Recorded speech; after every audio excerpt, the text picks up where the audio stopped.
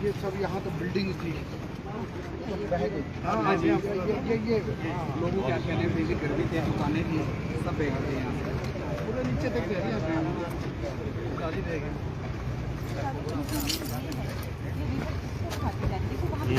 मैं पहले यहीं जो टैच पहले बह रहे थे, फिर किसके साथ टैच ये तो अभी चले गए। प्लेस में भी आ गई। पेड़ आते जाएंगे, अगर इस तरफ पेड़ आते जाएंगे सारी मनाली में देखेंगे। यहाँ से पहले देखो पहले कुछ तो पेड़ आ रहे हैं और इधर और इस तरफ आते जाएंगे। रिवर का पता नहीं लगा, चौड़ा हो गई। अब है क्या इस रिवर का कि दोनों तरफ, अब उस तरफ है बड़े बड़े गाँव, तो जो साग घुसा जो असल ये तो उसका एक छोटा सा कस्बा है, तो गाँव जो है वो इधर है पड़े, और ये गांव भी है 200-200 घरों के। अब हमको क्या दोनों का जो प्रोटेक्शन है, अब इस तरफ की प्रोटेक्शन का ये कि वैसे रोड बॉर्डर रोड है का, लेकिन प्राइवेट लैंड के बाहर जाकर वो कर नहीं सकते ROW के बाहर। तो एक तो ये प्रोटेक्शन और उधर की जो प्रोटेक्शन है दोनों, और वो ये कि नदी को बीच में गहरा करने का मेन है जी, मेन गहरा और बल्कि अभी हम बॉर्डर ऑर्गेनाइजेशन से हम रिक्वेस्ट कर रहे थे कि आप लोग भी चाहे अपना छोटा जो है ना पोर्टेबल क्रशर टाइप क्या बीच में लगा लो, ताकि ये जितना मलबा उठता जाएगा, जितनी गहरी होती जाएगी ना, शायद किसी जमाने हमारे बुजुर्ग जमाने में बड़ी वो थी गहरी थी तो इसलिए वो दिखता नहीं था। तो उनसे ये रिक्वेस्ट करके जो है कि आप लोग अगर वो करते हैं तो बोले तो बोल ही तो बोल रहे कि हमारे को बोलते हम लगा देंगे। 2023 में भी फ्लड आया था, पर यहाँ पे कोई भी काम नहीं किया गया। 2023 में भी नुकसान हुआ था, 2024 में भी नुकसान हुआ, 40 मकान गए जी, पर कोई भी काम नहीं हुआ जी अभी तक। ड्रेजिंग का काम होता था, RCC बॉल नहीं लगी, ट्रेड्स लग रही है, ट्रेड से कोई फायदा नहीं है जी। ये भी RCC बॉल चाहिए हमें, ये तो इन्होंने अपने रोड के लिए प्रोटेक्शन के लिए किया, जिन्होंने बाकी घरों के लिए तो करना पड़ेगा, मैं यहाँ करना पड़ेगा। नहीं भाई, इसमें तो BRO जो मीटिंग की थी ROW नहीं, इसमें RCC प्लान कर रहे हैं, RCC नहीं करेंगे। उनका प्रॉब्लम उनकी क्या है कि जहाँ प्राइवेट लैंड के बाहर उनका हमने का फिर ROW के बाहर आता है, ये साथ प्राइवेट ये प्राइवेट है। 2023 में भी दिया था, 2023 में भी कोई काम नहीं हुआ किसी भी तरह से, तो अभी फिर से हमने प्रस्ताव किया। मेन प्रोटेक्शन का प्रोटेक्शन का जी यही 2 पॉइंट है जी हमारे पास, एक नहरुकुंड ब्रिज के पास और एक ये पॉइंट नीचे 3 पॉइंट है जी। 3 पॉइंट ऐसे मैम वहाँ पे न लगाने RCC, अगर नहीं लेती RCC तो काफ़ी नुकसान होता है। सासे भी एक गांव भी है, यहाँ पे लोगों के आशियाने हैं, घर है, होटल है, रेस्टोरेंट है।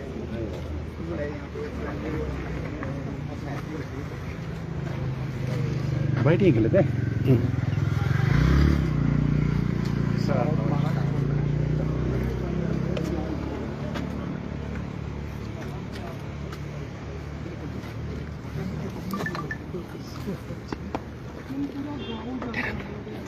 और बताओ कोई आओ कोई बात तो नहीं करनी आप लोगों ने? देखो आप वो तो तेरा तो है। मैम आपसे मुझे 2-3 क्वेश्चन लेने थे पूरे मंडी जो आपका संसदीय क्षेत्र है इनकी तरफ से। मैम मैं माइक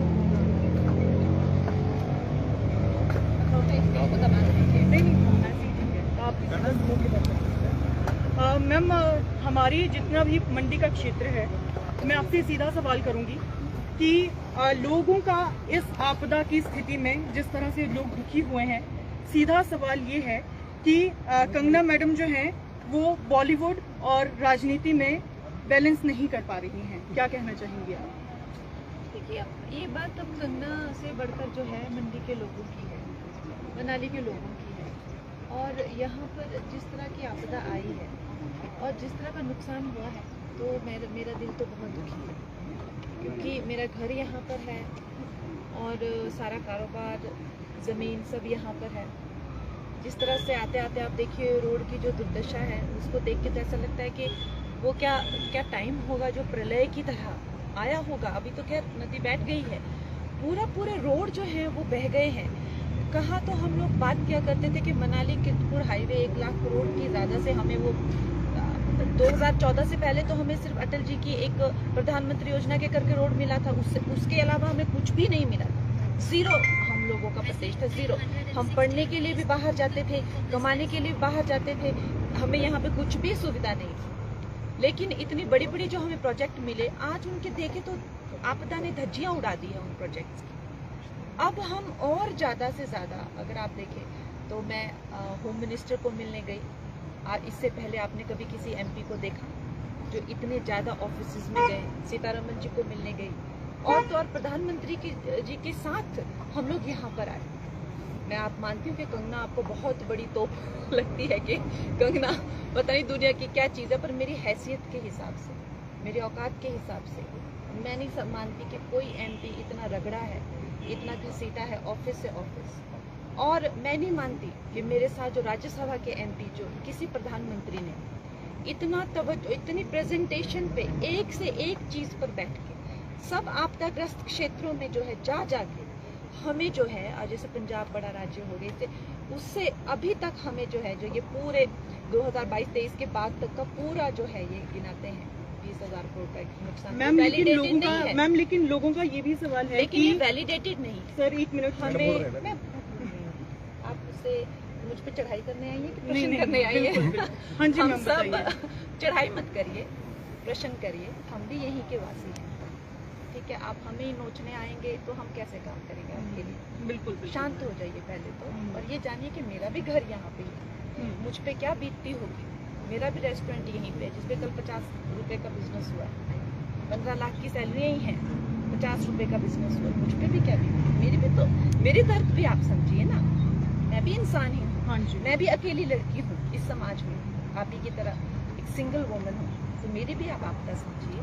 मुझे आप ऐसे अटैक मत करिए कि कंगना जो है कहीं से क्वीन ऑफ इंग्लैंड है और हमें कुछ कर नहीं रही है, ऐसा कुछ नहीं है। मैं भी एक अपना कमाने खाने वाली खुद एक लड़की नहीं मैम, हूँ। लेकिन है 1 ना? मिनट तो नहीं, मैं आपको बता रही हूँ कि 10,000 करोड़ से ज्यादा राशि हमें दे दी गई है। आज हम यहाँ पे हैं ये जानने के लिए कि क्या काम हुआ है, क्या काम हुआ है, राज्य सरकार ने कितनी काम की, ये जानने के लिए हम यहाँ पर हैं। और हमारा जितना भी प्रशासन है, ये इसकी रिपोर्ट भी ऊपर जाएगी कि कितना काम ग्राउंड लेवल पर हुआ है, कितना नहीं हुआ, बताइए। और मैम, लोगों का पर्सनल लेवल पर भी आपका सवाल है, क्योंकि जब इलेक्शन का टाइम था तब आपने यहाँ पर हिमाचल की बेटी अपने आप को कहा था, मंडी की बेटी अपने आप को कहा था, लेकिन इसके बाद आपदा के समय में लोगों का ये भी सवाल है कि यहाँ के लोकल आर्टिस्ट डोनेट कर रहे हैं, पैसा इकट्ठा कर रहे हैं अपने दम पर, लेकिन आप एक बॉलीवुड स्टार होने के नाते भी अगर आप अपने लेवल पर भी लोगों के लिए, यहाँ के जनता के लिए, आपदा प्रभावियों के लिए पैसा इकट्ठा करती,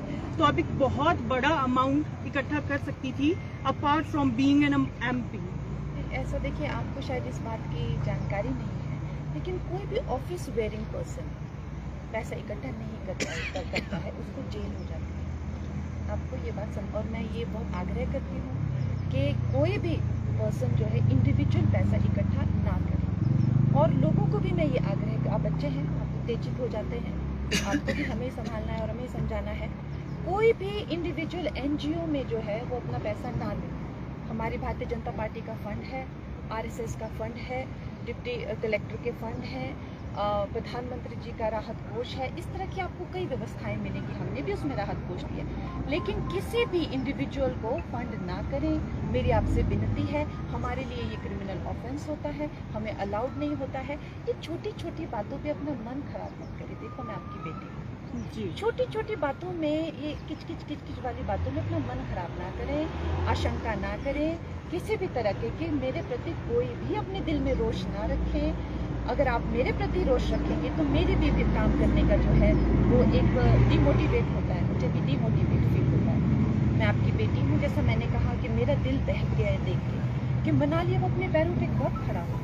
यहाँ पे जो छोटे व्यवसाय हैं उनका क्या होगा, यहाँ पे टैक्सी ड्राइवर से लेकर इन लोगों का क्या होगा। मैं खुद इतनी चिंता में हूँ। तो ये टाइम मुझ पे चढ़ाई करने का नहीं है, ये टाइम है हमें एक साथ मिलकर फिर उठ खड़े होना है। और आप जो है, जो आजकल के बच्चे हैं, वो सोशल मीडिया पे कुछ भी पढ़ते हैं, कुछ भी सुनते हैं, उसको लेकर उत्तेजित हो जाते हैं। वैसे उत्तेजित मत होइए, आपको ही मिलकर ये मनाली को फिर से खड़ा करना है, फिर से बनाना है।